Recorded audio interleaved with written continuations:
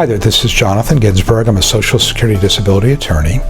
And today I'd like to talk to you about whether you can apply for Social Security disability benefits if you are still working. And the answer to that is probably not. Generally speaking, well, first of all, let me tell you that Social Security defines disability in terms of your capacity to work.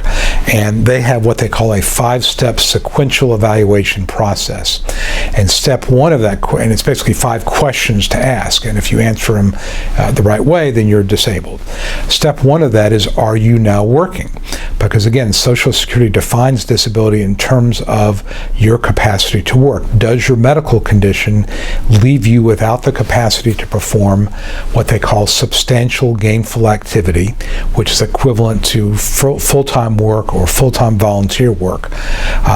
And there's a number of ways we can, and we'll talk about that, how to, what it means to have SGA or substantial gainful activity. But if you are working, and a lot of people I hear from are working but kind of barely hanging on. You know, I'm working but I'm needing help from my coworkers, or I get home every day and I just go right to sleep because I'm so exhausted and so much pain, but I get back up and I go the next day, or I'm missing a lot of time, but I'm using my vacation time, but I'm still working. If you are still working full-time, the odds that Social Security would approve you are slim and none, because their attitude is if you're able to work, even if it's uncomfortable, even if you are suffering, you are still working. And therefore, you are by definition not disabled. So if you're working full-time, you're not going to get disability. You don't qualify. In theory, you could argue that if you're working full-time but you're getting so much help or special considerations that it's not consistent with competitive work, you could make an argument that yes, you are working, but it is not at SGA level. I will tell you that's a very, very hard argument to make. And I think over the years, I think I've had 1 or 2 cases where I was able to convince a judge that my client, and typically what was happening was my client had an onset date, let's say in April, and stopped working in July or August, and I was able to argue that really from mid-April to the time the person actually stopped, that they were not working at SGA level. But I think that happened once or twice, and that's been years since this happened. So I think that the odds of getting approved as you're still working are very, very slim. So I always tell people, if you are applying for disability benefits and you're still working, you're probably not going to get approved. In fact, it's possible that Social Security will not even take your application if they see that you're still working. So if you are still working and you want to say that you're getting special consideration and they ask you, are you working, you can say, I'm working, but it's not really competitive work. I'm getting a lot of extra help, special considerations, and I'm simply being kept on out of the goodness of the heart of my employer, but I'm not really working in a competitive type of fashion. And that may cause them to take your case. But I will tell you that if you hope to get disability benefits, at some point you have to stop working. And that, of course, raises the question of how do you survive for the 2 to 3 years it's going to take before your case comes up before a judge and hopefully you get a favorable decision. And Social Security, not only do you have to show you have a medical condition that keeps you from working, but you've also got to show that the condition has lasted or is expected to last 12 consecutive months. So if you stop working now, then you go back for 3 months or 4 months, a couple of months down the road, then you stop working, you keep going back and forth, you may not get that 12-month duration requirement. So you almost have to commit to being out of work, period. The second thing I will tell you is that part-time work, in my view, muddies the water, makes it difficult, because Social Security judges, when they see somebody working part-time, their assumption oftentimes is going to be, if this job was a little bit easier, or if the person was given more hours, they could really work full-time. So many judges take the position that if you're working part-time, you could probably work full-time. And part of that's going to depend on how much you're earning part-time. I think SGA in 2018, I want to say it's around $1,200, maybe a little bit less than $1,200 a month. But if you're working and you're earning $200 a month, probably not going to be an issue. But if you're $500, $600, $700 a month, it's probably going to be more of an issue. Same goes for volunteer work, and same goes for full-time school. So even if you're not working, but you're doing full-time volunteer work, or you're in school full-time, that's going to be perceived as substantial gainful activity. So I think that if you are working, even if you're working kind of a heavy part-time schedule, that is going to make it very difficult to win. If you're working even a light part-time schedule, you're going to raise the question in the judge's mind, could this man or woman work full-time if the hours were available?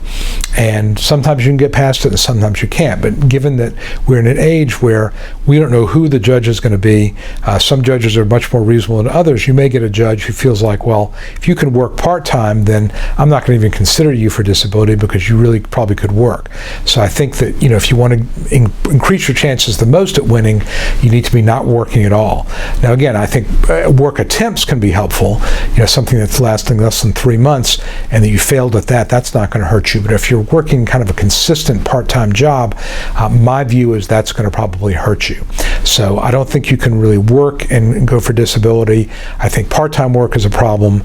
Very, very sporadic work attempts, not going to be a problem. Or sometimes you could even argue that a very, very small part-time job, $200 or $300 a month, won't hurt you. But I'm not even so sure of that anymore. So my feeling is it's all or nothing. Either you're working or you're not working. But if you are working, I think disability is going to be really, really difficult to get. So hope I answered that question. What do you think? Is that fair? Is there any situation you can think of where somebody is working part-time that they should still be given disability, or even full-time? Have you heard about anything like that where somebody is really trying to work and that, because they've got to survive financially, is it really fair to penalize them for trying to earn a few $100s a month? Let me know in the comments here. If you think this video is helpful, please give it a thumbs up on YouTube and like it on Facebook. We've got a Facebook page, a lot of good stuff there. I'm always posting on that, so please like our Facebook page. So if you're on Facebook, you'll get notifications about that. If you like this YouTube channel, please subscribe to it. I think you'll find a lot of good information here. I'm closing in on 300 videos, and I like to do them, and I get really good feedback, and I love your feedback, so please let me know what you think. But I think you'll find a lot of good information here about the disability process. And if you haven't already done so, go to my website. It's ssdianswers.com. You can download my free Secrets to Winning Disability Survival Kit. A lot of good information there. And also at that website, if you want a free case evaluation, you can request one there, and I will let you know what I think about your case.